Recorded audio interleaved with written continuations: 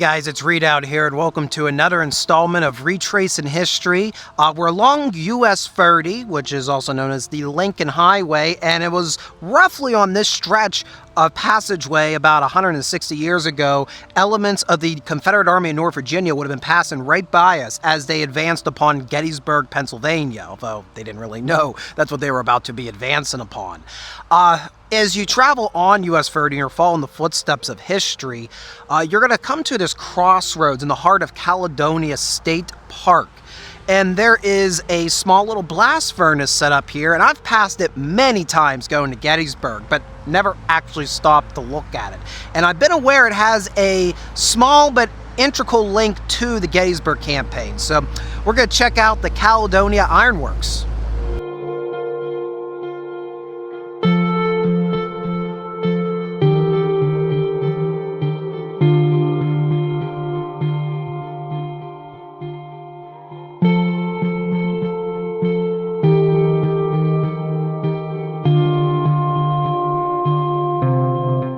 Before we continue, let me provide a bit more context about Thaddeus Stevens and his relation to these ironworks. Stevens was a resident of Gettysburg, Pennsylvania from 1816 to 1842. When he was not in a political office, he was best known in the area for his law practice, but was one of the largest landowners in the region as well, and his shares in land along South Mountain led him to speculate in the iron industry. Caledonia Furnace was actually one of several iron operations he had a share in, and the name Caledonia comes from his native Vermont county. Now, the Caledonia Ironworks were established back in 1837, and it's estimated they employed about 200 people who lived in a nearby company village. And Stevens actually required his workers to whitewash their houses annually.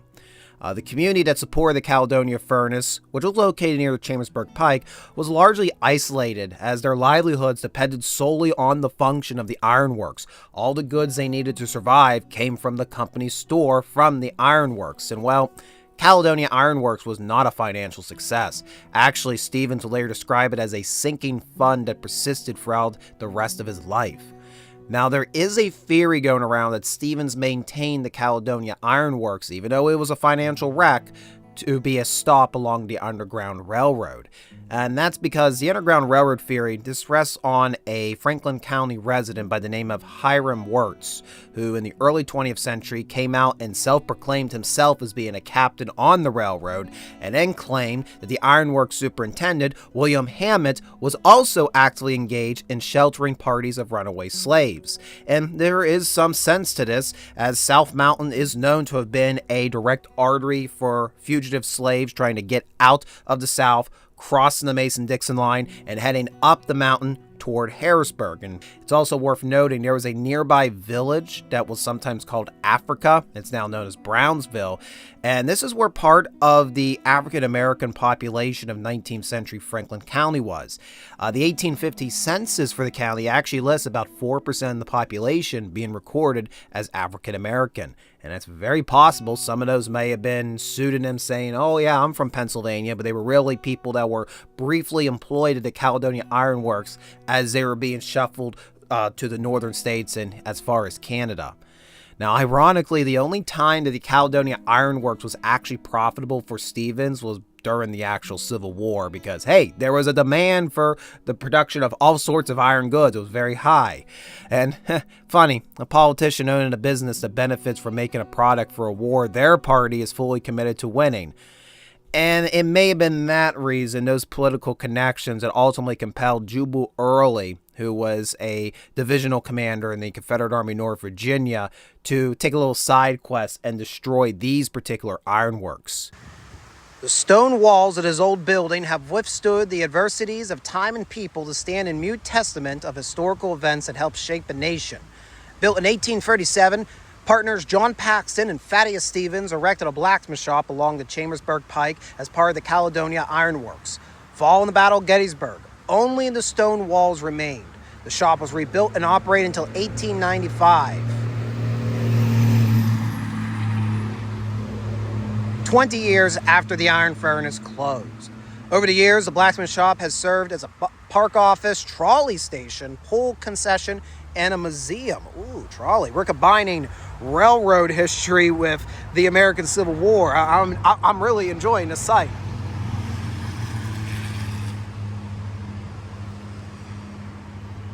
Thaddeus Stevens, businessman, lawyer, congressman, and father of the 14th Amendment, is perhaps the most famous unknown person in American history.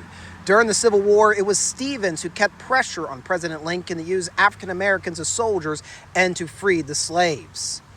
Following the burning of Stevens' Caledonia Iron Works, now the site of Caledonia State Park, Stevens provided support for the unemployed families for as long as 3 years. A Virginian, West Point graduate, and state legislature, Jubal Early voted against secession but returned to the Army in defense of his state. Against direct orders not to destroy private property during the invasion of Pennsylvania, General Early, finding his way in ironworks of Congressman Stevens, who was advocating the most vindictive measures of confiscation and devastation against the South, stated, "I am determined to destroy them." On June 26, 1863, Early put the Caledonia Ironworks to the torch. Now, the event of the burning of the Caledonia Ironworks occurs on June 26, 1863. That particular day, Early's division had been tasked by their corps commander, Richard Ewell, to advance out of Chambersburg via Gettysburg to eventually reach York, Pennsylvania. Their main target at this time was the Northern Central Railway. Keep in mind, the Battle of Gettysburg is several days away. They don't even know they're going to fight that battle. Their goal is to head towards somewhere like Harrisburg. So they're coming down the Chambersburg Pike. They're coming from the east, or coming from the west, I should say, going east. And members of the 17th Virginia Cavalry would come across the Caledonia Ironworks. Now, this was not the first encounter with a Confederate detachment with the people of Caledonia. A few days earlier, some Confederate cavalrymen had actually came to the ironworks and demanded 40 horses and mules in order for them to spare the ironworks from being destroyed. This time, however, in June 26, Colonel Milton J. French was ordered to destroy the entire ironworks. And we actually have an account from a Private James Hodem, who was with Company C of the 17th Virginia, and he writes, "I suppose the old abolitionist never forgave us for the few $1,000s worth of property that we destroyed, or the 200 mules we captured from him, but was the destruction of a few others when compared to the millions of property destroyed by federal soldiers in the South."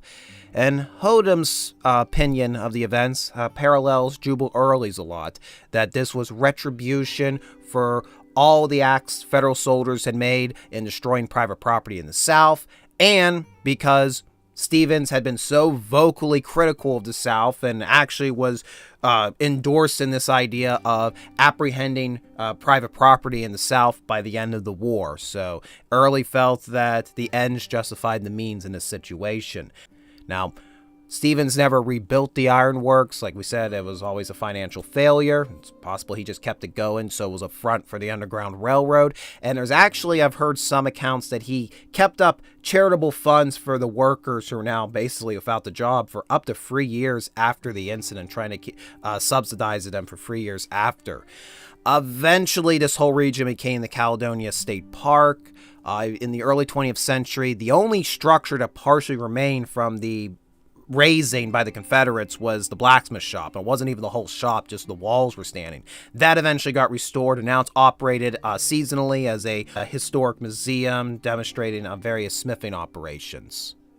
The PADCNR have set up here a couple different wayside markers explaining how iron production is made out of a cold blast iron furnace. Now, this is not the original blast furnace. This was actually reconstructed, I believe, by the Civilian Conservation Corps back in the 1930s. This is more just to show what would have been here in the mid-19th century. And actually, we've done a whole video about how a cold blast iron furnace in Pennsylvania worked. Check out our video on the Mount Vernon furnace. So I'm just going to give you little glimpses of the signs. More willing to pause if you want to read in more detail, but a lot of this is stuff we've mentioned before on Retracing History.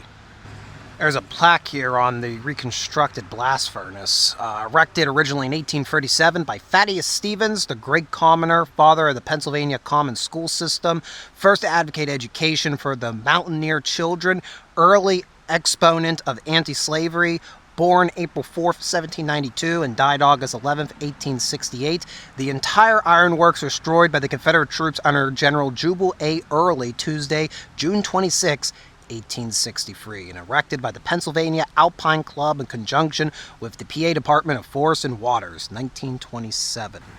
We got two waysides here. They're more about the area's connection with the Lincoln Highway. One of the largest celebrations for the opening of a paved section of the Lincoln Highway was held here at Caledonia Forest Reserve Park on October 4th, 1921. The new paved section of the Lincoln Highway stretched from Gettysburg to Chambersburg. It completed a 113-mile triangular paved auto touring route from the state capitol to Gettysburg, then to Chambersburg, and then back to Harrisburg. An estimated 30,000 people and more than 6,000 automobiles joined the celebration. The Good Roads Jubilee pageant was touted as one of the world's longest parades, showing the evolution of transportation. Even George Washington's coach from Valley Forge was in the parade. Gettysburg and Wilson colleges canceled classes so students could attend. On the reviewing platform, guests from a dozen other state highway commissions joined the Lincoln Highway Association members. And this is a photograph here of the Grafenberg Inn on a newly completed section of the Lincoln Highway between Chambersburg and Gettysburg. And there it shows that triangular paved touring route you can take in the early 1920s in the heart of Pennsylvania. We got some photographs here showing the motorcade and the parade going through Caledonia State Forest. Then it was just known as a nature reserve. This was in the infancy of the Pennsylvania State Park system. We really didn't have the PADCNR. If you travel to Caledonia State Park, second oldest Pennsylvania state park, oh, I did not know about that, then you travel the historic Lincoln Highway. In 1913, it was America's first coast-to-coast highway, stretched from New York to San Francisco. For the most part in Pennsylvania, we know it as Route 30. And there's a whole map. Of course, we've talked about the Lincoln Highway before numerous times on the channel. We even went and visited the Lincoln Highway Experience, a lovely museum near Latrobe, Pennsylvania, which really interprets in detail the evolution of the Lincoln Highway. At the turn of the century, few of the nearly 2.5 million miles of road were paved. Cross-country travel by automobile was poor to impossible, especially in wet weather. In 1912, Carl Fisher, founder of the Indianapolis Speedway, and Henry Joy, president of the Packard Motor Company, joined several Detroit businessmen to promote a coast-to-coast highway. Fisher drew a straight line on a map from New York to San Francisco and declared he would spearhead the construction of America's first transcontinental highway. Joy suggested naming the highway after Abraham Lincoln. He felt it was a better tribute to the memorial being planned in D.C. at the time. Officially named in 1913, the transcontinental route was completed by 1925.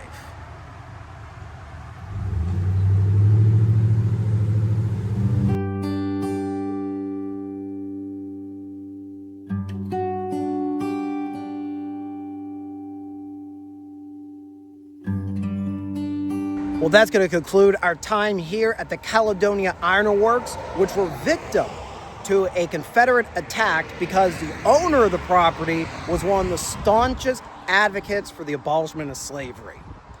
Thank you guys for watching. If you enjoyed this video, be sure to hit the like button down below. And if you want to follow us in our future adventures, consider subscribing here to the channel, Redoubt Productions. And if you want to go the extra mile in supporting us, keeping us on the road, you can go to our Ko-fi page, links in the description below, where you can join our membership program, the Garrison. And you will have early access to select videos. You'll get access to select scripts to these videos. You get some behind the scenes footage, such as deleted scenes. And I'm always trying to experiment with new perks for our Garrison members. So thank you to the Garrison for fortifying this bastion of historical preservation. That's Redoubt Productions. And I'll see you next time.